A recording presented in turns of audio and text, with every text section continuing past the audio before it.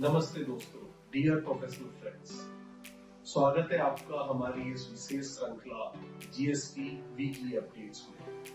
We have taken some extra time for this 11th episode क्योंकि हम आप लोगों की रिक्वेस्ट पर इसे हिंदी इंग्लिश मिक्स लैंग्वेज में लेकर आए हैं जो हिंदी स्पीकिंग एरियाज में बोली जाती है।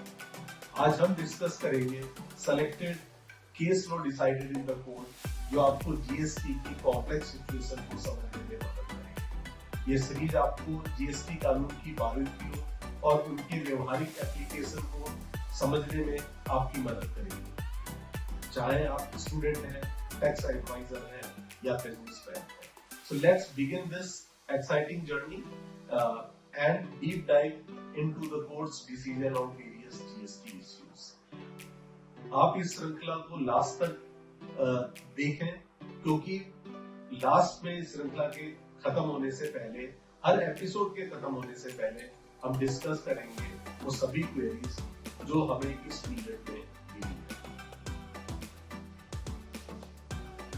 आज हम सबसे पहले तेलंगाना हाई कोर्ट के एक अहम फैसले Bhumanna Ramachandran Reddy versus union of India का विश्लेषण करेंगे। ये केस जीएसटी के अंतर्गत आदेश पारित करने की अथॉरिटी को लेकर है और ये केस रिपोर्ट हुआ है 2024 MTN volume 84 page number 772। Background of this case was Bhumanna Ramachandran Reddy ने अपने वकील के माध्यम से आरोप लगाया कि हाई कोर्ट ने सीधे कमिश्नर को आदेश दिया था कि वे खुद आदेश पारित करें, परंतु जीएसटी कमिश्नर ने आदेश पारित करने की जिम्मेदारी असिस्टेंट कमिश्नर को सौंप दी। मुख्य कानूनी मुद्दा ये था कि क्या कोर्ट द्वारा विशेष रूप से जीएसटी कमिश्नर को दिए गए आदेश को असिस्टेंट कमिश्नर द्वारा पारित किया जा सकता है और क्या ऐसे में पारित किया गया आदेश कानूनी रूप से मान्य हो सकता है।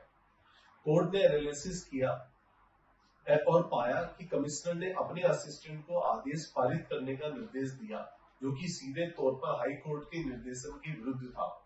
कोर्ट ने यह स्पष्ट किया कि सीधे कमिश्नर को आदेश पारित करना चाहिए था, न कि किसी अन्य अधिकारी को।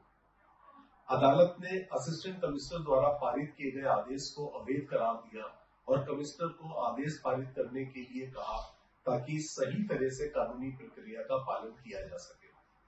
इस केस के निर्णय से ये स्पष्ट होता है कि अदालती आदेशों का सटीक पालन किया जाना जरूरी है और यह भी कि प्रत्येक निर्देश का अर्थ स्पष्ट और सटीक होना चाहिए।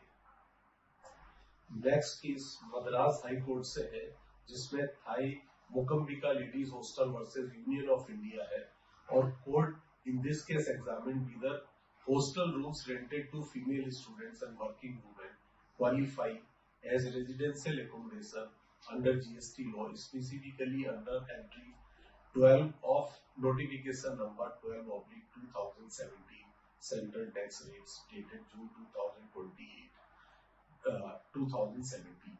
June 28, 2017 reported in this case was reported in 2024 NTN volume 84 page number 685.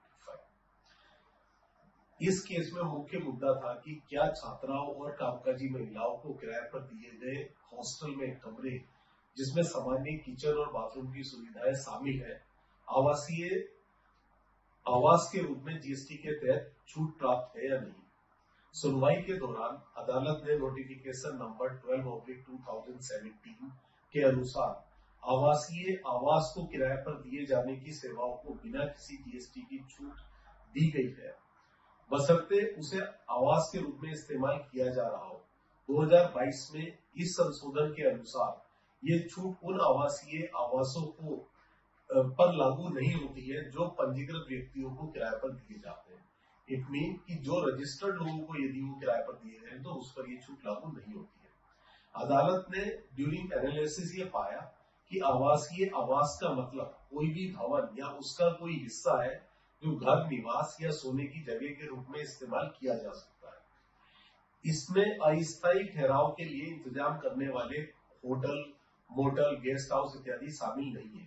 अदालत ने यह भी देखा कि तमिलनाडु हॉस्टल और Holmes for women and children Telangana regulation act 2014 के अंतर्गत हॉस्टल या लग्जरी हाउस को एक ऐसी इमारत के रूप में परिभाषित किया गया है जिसमें महिलाओं या बच्चों को भोजन के साथ या बिना भोजन के आवास प्रदान किया जा सकता है।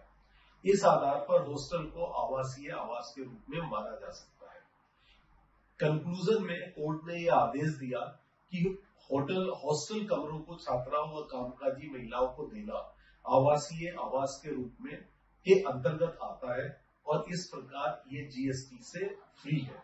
So GST will not be applicable in this case of residential accommodation to students और वर्किंग वुमेन्स। ये निर्णय इस तरह से सुविधाएं प्रदान करने वाले संस्थानों के लिए बहुत बड़ी राहत है। अब हम बात करेंगे एक महत्वपूर्ण लीगल केस की जिसमें इलाहाबाद हाई कोर्ट ने कुछ बहुत ही अहम निर्णय दिए हैं। ये मामला है eco plus steels private limited versus Uttar Pradesh, reported in 2024 NTN volume 84 page number 749। यहाँ विवाद का मुख्य बिंदु था कि क्या केवल एक्स्ट्रा स्टॉक की उपस्थिति अपने आप में स्टॉक की जब्ती और जुर्माना लगाने का आधार बन सकता है। कोर्ट ने पाया कि अगर स्टॉक की जांच सही ढंग से नहीं की गई है तो केवल अतिरिक्त स्टॉक का होना जुर्माना और जब्ती के लिए पर्याप्त आधार नहीं हो सकता। इस मामले में सर्वे के दौरान अधिकारियों ने स्टॉक की क्वांटिटी का सही आकलन नहीं किया था और इसके अलावा जब्ती और पेनल्टी के नोटिस में अनुचित देर की गई थी। कोर्ट ने कहा कि जब इस तरह की देरी से संकेत मिलता है कि अथॉरिटी ने लापरवाही बरती है और उनकी कार्यवाही गंभीरता से नहीं की गई है, नतीजन स्टॉक पर अधिकारियों के आकलन को नकारते हुए कोर्ट ने जब्ती और जुर्माने के आदेश को खारिज कर दिया। इस मामले के माध्यम से ये स्पष्ट होता है कि कानूनी प्रक्रिया में देरी और अक्षम्यता न्याय के मार्ग में बाधा उत्पन्न कर सकती है और ये भी कि अथॉरिटीज को अपने कर्तव्यों का पालन सावधानी पूर्वक तथा समयबद्ध तरीके से करना चाहिए। इस एनालिसिस में हमने देखा कि किस तरह से एक सॉलिड और लॉजिकल न्यायिक प्रक्रिया से एक व्यापारी को अननेसेसरी फाइनेंशियल पेनल्टी से बचाया जा सकता है और हम उनकी एक तरीके से न्यायिक प्रक्रिया को फुलफिल करने के लिए हेल्प कर सकते हैं। अब हम एक और दिलचस्प मामले पर चर्चा करेंगे जिसमें इलाहाबाद हाई कोर्ट ने बहुत ही महत्वपूर्ण और इंटरेस्टिंग डिसीजन दिया है। ये मामला है commissioner commercial tax versus Soma enterprises limited और ये रिपोर्ट हुआ है 2024 एनटीएन वॉल्यूम 84 पेज 784। इस केस में मुख्य मुद्दा था कि क्या केवल इनवॉइसेस और बैंक ट्रांजैक्शन के आधार पर इनपुट टैक्स क्रेडिट का लाभ दिया जा सकता है भले ही वास्तविकता में माल की ढुलाई की पुष्टि न हो पाई। कोर्ट ने इस केस में पाया कि यह आवश्यक है कि टैक्स क्रेडिट का दावा करने वाला व्यक्ति या व्यापारी न केवल इनवॉइस और भुगतान का विवरण प्रस्तुत करे बल्कि ये भी सिद्ध करे कि लेन देन जेन्युइन था, वास्तविक था और जायज था।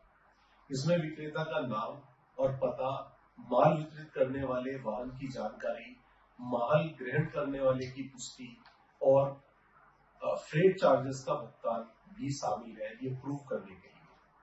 कोर्ट ने ये भी ध्यान दिलाया कि केवल दस्तावेज प्रस्तुत करना पर्याप्त नहीं है, ये भी सिद्ध करना आवश्यक है कि माल की एक्चुअल में फिजिकल मूवमेंट हुई है। इस आधार पर ट्रिब्यूनल द्वारा पारित किए गए आदेश को रद्द कर दिया गया और मामले को एक नए सिरे से सुनवाई के लिए वापस भेज दिया गया। दोस्तों, इस मामले से हमें ये सीखने को मिलता है कि व्यापार में जब भी टैक्स क्रेडिट का दावा किया जाता है तो उसे सबूतों के साथ पूरी तरह से सिद्ध करना होगा।